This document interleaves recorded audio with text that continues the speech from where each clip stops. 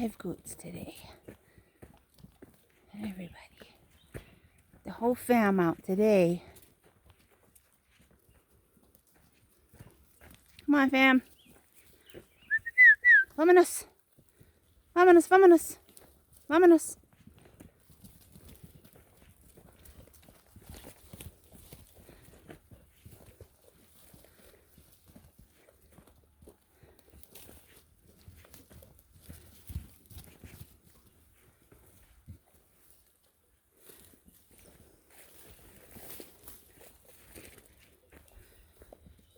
Dot is always in the lead, huh, Dot? You always gotta be first. The alpha chica. Chica alpha. Huh, Dot? Go, go, go. Go, go, go.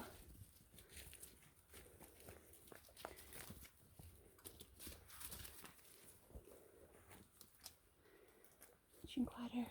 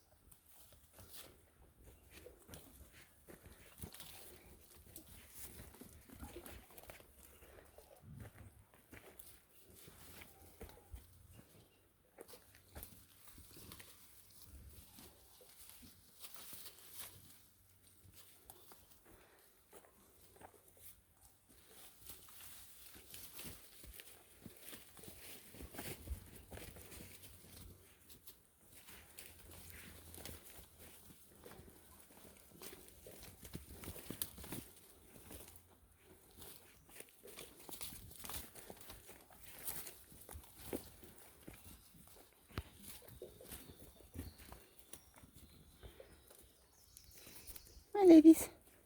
Vámonos.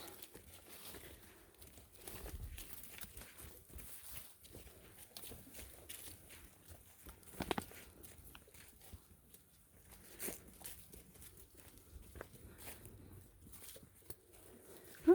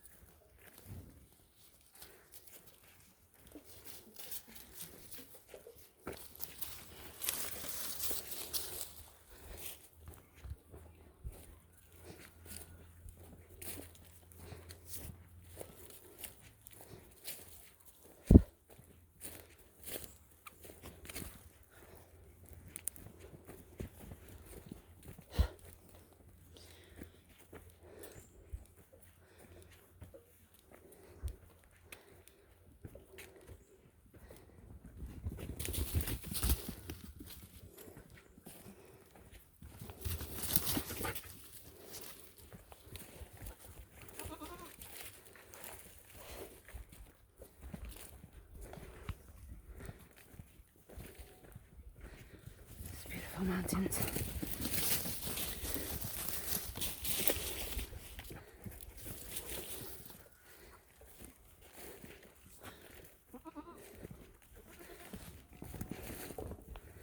Okay, those beautiful mountains. Beautiful.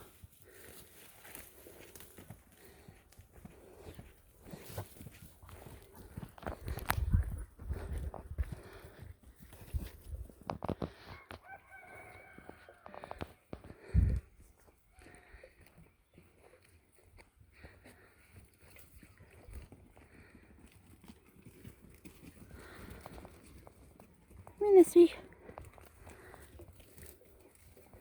SB oddball. Oddball SB.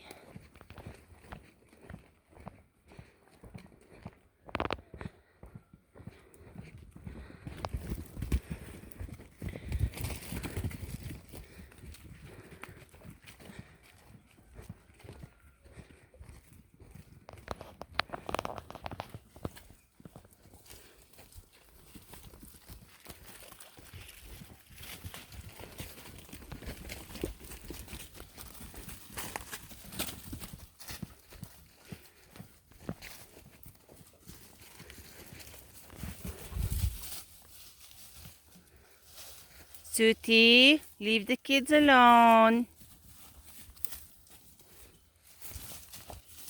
That.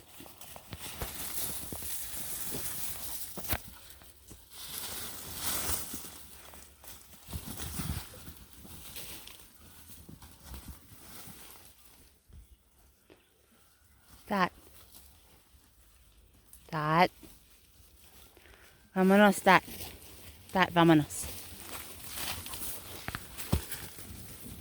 Come on. Let's go. Vámonos. Let's go. Vámonos.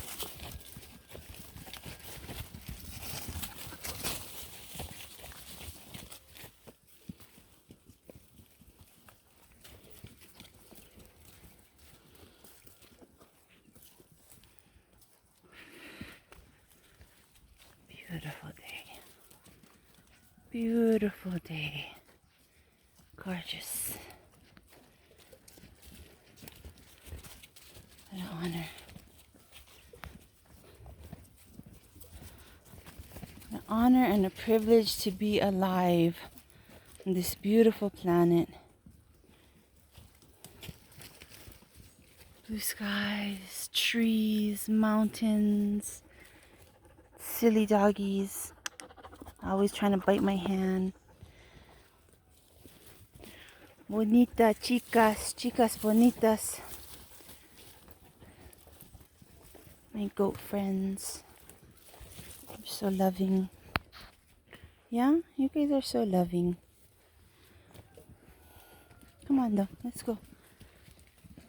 Vámonos. Vámonos, chicas. Let's go. Let's go. Dot is the leader as always. Alpha Dot. Alpha Chica. Chica Alpha. And the two kiddos, Pepitas, y Sisi. Vámonos. And Espiral. Espiral.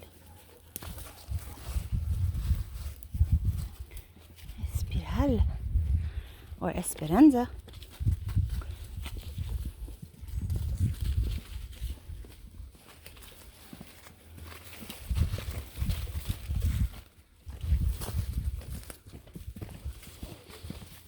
Today is our last full day in San Sebastian Rio Hondo. San Sebastian Rio Hondo, Oaxaca, Mexico. Last full day. We leave early tomorrow morning. We're going to Mazunte for a market, and then on to Puerto Escondido because it's a popular area and we are here in Mexico, so why not? And then we will be making our way back to the States, crossing the border at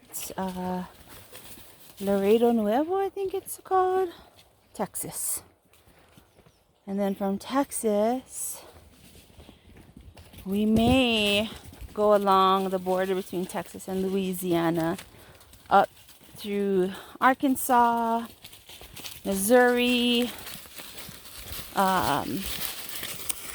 go to Silver Dollar City. We have season passes, so we'll spend a whole week just riding rides. And God, these guys are always trying to knock me over, I swear. Oh. Yeah, and then back to Olathe, Kansas. We'll spend a week. Well, I'll spend a week or so in Olathe, and then I will be on my way back to Hawaii. And wow, who knows what's in store after that? No idea. I guess I'll just have to wait and see. But yeah, I'd really like to start building. Meaning, I want to create something for myself. I'm in creation mode. Come on. Oh, okay. You know you're stepping on my foot, Dot. Yeah. Yeah, I don't know. I want to get my property together, kind of get it nice. Get it ready to maybe do some retreats eventually. I'm feeling a little bit more confident. When I first wanted to start doing the retreats, I did kind of feel like, who am I? Like imposter, Who am I to say anything? What do I know about life? I haven't really done much. Yeah, I've had a spiritual awakening. Yeah, spirit started communicating. And, oh, you okay? But, like that was still all within the spiritual realms. Like, what did I actually do with all of that information that I was receiving, from the universe? How was I actually creating a better life for myself with it all?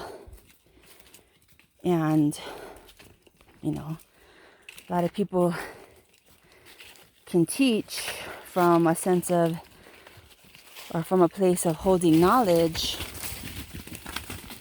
but the application of knowledge is something very different, So how do we actually use what we've learned to create a better life for ourselves, for others, for the world? They seem to like this agave plant. They like munching on it now that all the thorns have been cut off of it. They give a little choo-choo. But yeah, so now I feel like, man, I spent the last year on the road with my motorcycle. In May of 2023. I flew to California to do a workaway, met the most amazing people, had a blast, had so much fun. Bought a motorcycle, and then I moved on. I drove the entire, I'm not going to say coast, but yeah, I guess so, coast. I drove the entire coast of California all the way up north, saw the giant redwoods, did a workaway up in Humboldt County, which later to find out was a pretty scary place as far as drugs and disappearances go. Certainly a lot of weed, certainly a lot of people who are on the outskirts of society, don't want to be part of mainstream society, don't buy into consumerism, don't buy into, superficiality and whatnot. They just want their privacy, want to live their lives. I really enjoyed it up there. Beautiful, beautiful, beautiful. But also at the same time, on that workaway experience is very interesting because there was definitely a there was a dark energy that came forward, and previously I had kind of been operating under the understanding that evil really didn't exist. That there's, well, I guess I understood that darkness existed, and to me darkness is just an absence of light, right? It's the yin and the yang. It is the balance of the universe, so these quotes are funny. But I guess I kind of denied evil.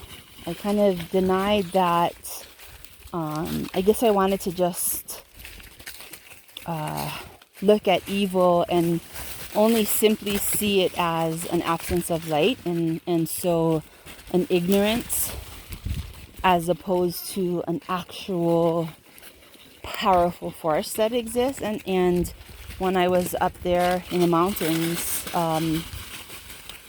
evil came to me. It was, I was laying in bed, I was trying to go to sleep, and I could feel like never before. I could feel the presence of evil, and it was like it was swirling above me, almost as if it was in some physical form, almost as if I could reach out and grab it. But it was definitely there, and I just I had to keep putting up protections against it, because I felt it wanting to infiltrate me. I felt it wanting to come into me and make its presence known within me, perhaps even take over me in some way. Yeah, I know, sounds crazy. Sounds like a bit of psychosis, but yeah, that's what it was. And it did make me realize that no, evil really does exist in this world. And yes, maybe really is, just the absence of light, but it's not just the absence of light, it is the absence of light. But it's also a very powerful force that you just can't, my ideas was I just have to love it. I just have to love it, give it love, give it light, and, that will, help it. And yes, you do have to do that. But you have to fight against it as well. You have to be a spiritual warrior against it. You have to put up your protections. You have to protect yourself. You have to combat it. Just like it is warfare. And anyway, I came to realize that up in Humboldt County. It's a very interesting experience. And so yeah, it was a powerful experience, and it helps me grow more. And I was up there all by myself, besides the host that I was with, who was a very interesting man, to say the least. But there was definitely some dark forces in those woods. Yeah. And I did that by myself. I drove all the way up there by myself, dropped my bike on the way up. That was scary. It wouldn't start. I'm in the middle of nowhere on some deserted road, high in the mountains. And I had to work through all of that. And I had to have confidence in myself. And I had to believe in myself that I was capable and that I was worthy as well, of being supported. If not in the spirit, if not in the flesh, in the spirit, so then from there I went up further north to the redwoods. Absolutely beautiful place to be. And then made my way back down to San Diego. Did a work away there. I did some house sitting for a little while. Worked with chickens, got to know chickens really well. They all got their own little personalities too. It's pretty interesting also how the rooster kind of keeps the coop in order, keeps the rest of the chickens in line. And it's fun observing them too, because when there would be like a hawk or something flying by above, the rooster would squawk in a certain way and all the chickens would run under the bush to hide from the predator, the hawk. And yeah, it's kind of like you can see a lot of masculine and feminine energy present in nature, you know. The rooster definitely was embodying the masculine energy of protection, safety, and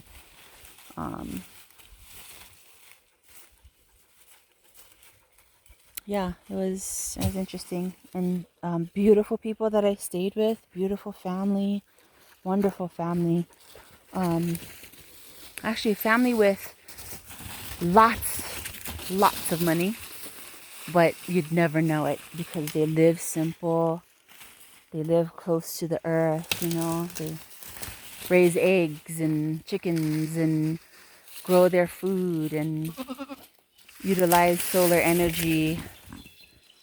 So, you know, where they had enough money, they could be living in a huge mansion with jacuzzis and swimming pools and all of that good stuff. But that wasn't necessary for them. It's not what they wanted. They certainly didn't need any kind of ego boost, you know. The husband, he converted his like 89 Jetta to be solar powered. I don't know how he did that, but he did. Pretty smart guy. But yeah.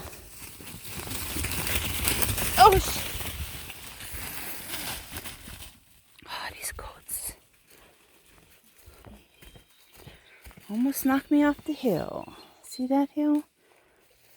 Frickers.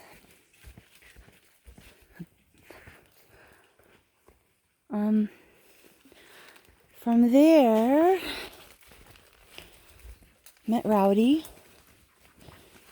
And we hit it off right away. He's an absolutely lovely man.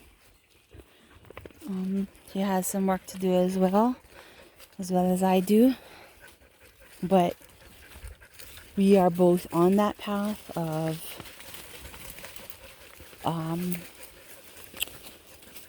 being aware of ourselves and wanting to be the best people that we can possibly be. You know, I've always said, like, not always, but one of my realizations that I've had has really been that, you know, you want to save the world, you want to see the world be a better place, like you want a different energy, a different vibration in the world, then start with yourself. Like, you know, because our vibration gets uplifted into the collective. It's something that makes up the collective. And the more of us, the 100th monkey effect, the more of us who choose to live consciously, who choose to live in love, then the more of that energy gets uplifted into the collective. And the 100th monkey effect is such that, you know, it's contagious. It'll connect more people. It'll call more people. It'll connect more people. And sooner or later, we'll all be in that vibration of love, you know. And I really do believe in the Hermetic principles of as above, so below.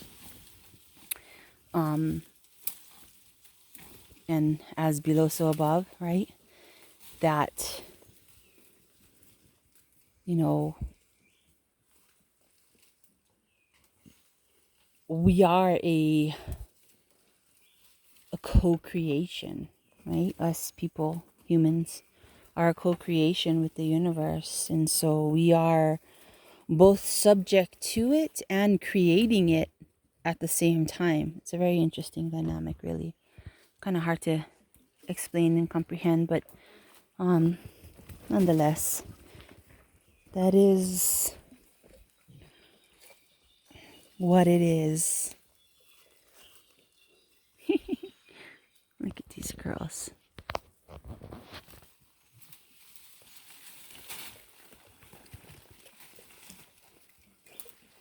Okay, this hill is always tricky because the dirt is very loose. Look at them. They're so wonderful, these girls, I tell you.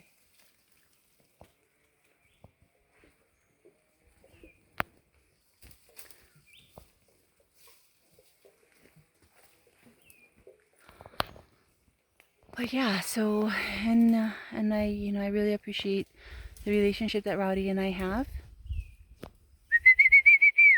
Vámonos, let's go. Come on, vámonos. Vámonos, vámonos. Oh, hi, Raya.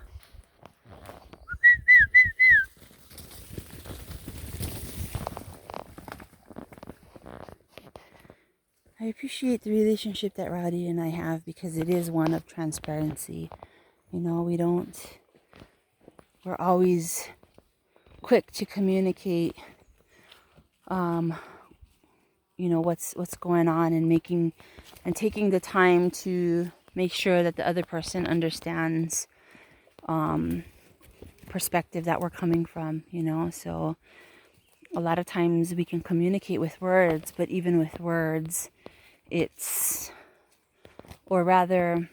can say how we're feeling with a few words, but a lot of times it takes conversation. It's not as simple as that. It's not like I'm angry at me. Okay, you're angry at me. Done, right? Like why are you angry? What's going on? In fact, just last night, he had said something to me. I was washing clothes, and it's an involved process here. You got to get the hose and fill up the washing machine and run and turn off the hose and from outside and blah blah blah, whatever. It had already been a long day, and I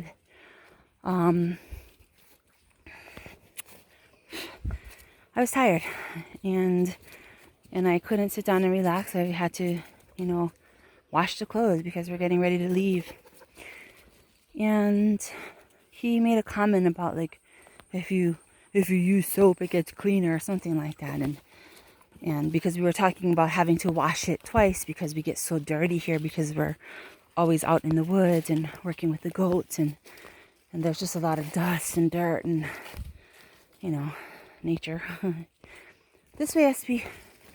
SB. This way. And I took his comment as being a bit condescending and like talking down to me. He was sitting there and I was doing the work, and I'm like, I think I can manage. I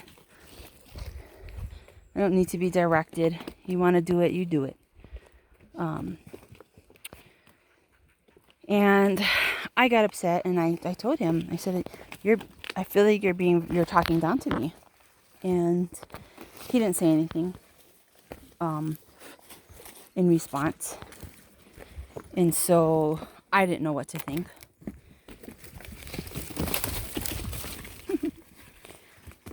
So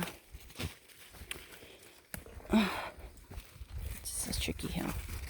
And they always knock me over, so yeah, okay. And then, I just continued on, just being a little pissed off about it, and he went and did his own thing, and I'm more pissed because I told him how that made me feel, and he had no response to it. And okay, do not knock me over. Okay. These goats have wiped me out a few times. But anyway, and then he came back in to the kitchen where the washer was, where I was, and he, tried to touch me, and I wasn't having it. I'm like, no. You know, like if he would have come and with like, hey, you know, let's talk about this, I could have been more responsive, but I just felt like he was just trying to come and touch, and that was going to be it. And like, I'm like, no. Anyway, long story short, it took us a little while to get to this point. It took him saying, can we talk? And because I was just being pissed off for a while, and I was trying to figure out actually why I was really even so pissed off. And I was having a hard time because there was like this, you know, this underlying awareness that this is stupid.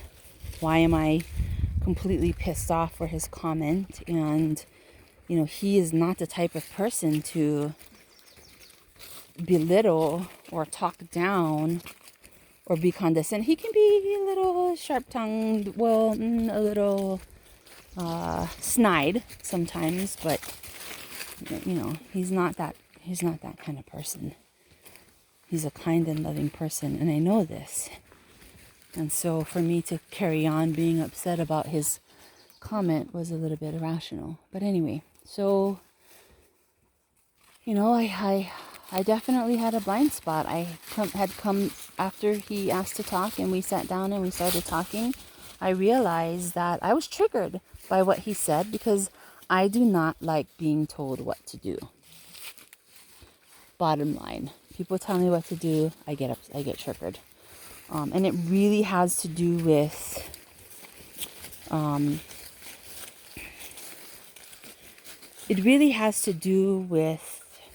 feeling like my entire life was never mine, you know, especially as a child, right? Like feeling like being controlled by my dad and my stepmom, you know, them always telling me, you know, what to do, what to say, what to think, how to act. And if I ever, you know, acted authentically or spoke my mind or, you know, something like that, it was smothered out of me. It was shut down, you know. I wasn't allowed. And so when I perceive someone is trying to tell me what to do, I perceive it as them trying to control me, and I do not react kindly to it at all. Suti, stop biting their legs. They're going to get you. The little babies, the kiddos are going to grow big, and they're going to get you. Yeah. So, anyway. Suti, don't bite them. They don't want to play with you. And he helps me, you know, understand that. I mean, I definitely came to it on my own, but he was there supporting and willing to listen and help and asking me questions, you know, and helping me work through it. And so, you know, and then he also acknowledged that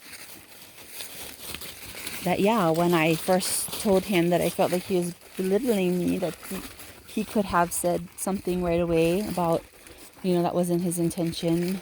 But I think he was processing also, and it takes a little bit of time to process things, right? You don't have, you know, when emotions are present or trying to take center stage, or then it's hard. You have to kind of work through emotions in order to be able to you have to be able to understand what you're feeling in order to communicate it, right? So yeah, anyway, so I just like felt really grateful. I really felt like, wow, like this is what it is to have a loving, kind relationship, you know, and patient and willing to work through things with each other, and willing to go deeper and not just take things at surface level, which has definitely been, you know, my relationships of the past. It's like you get pissed off. You might say something, might have some words, but they're just angry words, and you don't really get to the root of the problem. And nothing is ever really resolved. You just kind of wait till you get not pissed off, and then you just pretend that it never happened. So, yeah. So, you know, these are all of the experiences that I needed to go out and have. You know, Rowdy and I drove our motorcycles from California to Mexico. And we're in Oaxaca now. We were considering going down to Belize and Guatemala, but we're tired. We're ready. Look at these guys. They're so funny. Just don't run me over. Yeah. You too.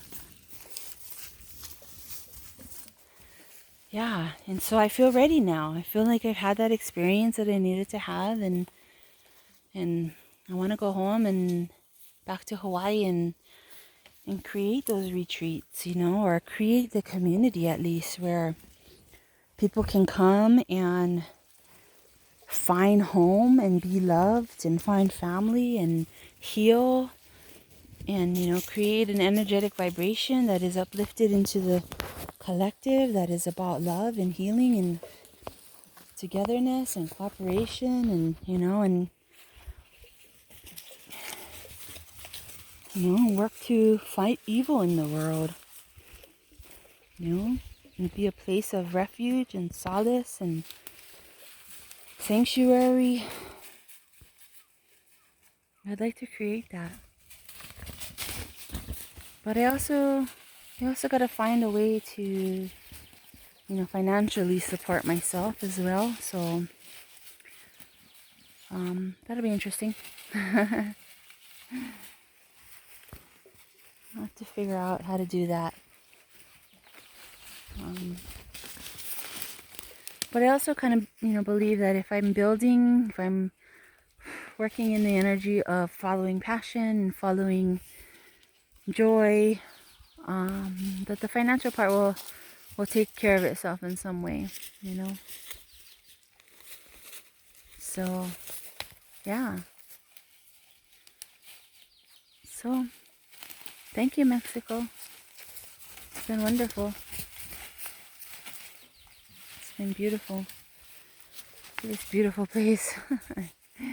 Look at this. I get to walk in this place every day. Well, last day. But it'll be a different forest, Hawaii forest. Maybe even Missouri forest in the future, who knows. Maybe I'll have some goats for myself in the future as well. Alright. Signing off. Bye-bye.